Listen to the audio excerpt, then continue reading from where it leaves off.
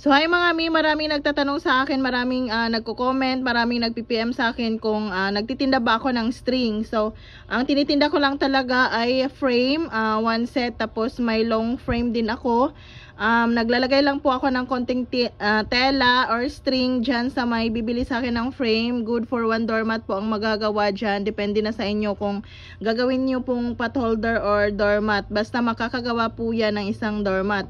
So dito po sa mga string na ginagamit ko mga mi ay mga in-order ko lang to online. So nasa sa inyo na yun. Pwede kayong maghanap ng gusto nyong seller. Dahil depende naman yun kung taga saan kayo. Dahil ako Visayas po ako, nag-order po ako Luzon.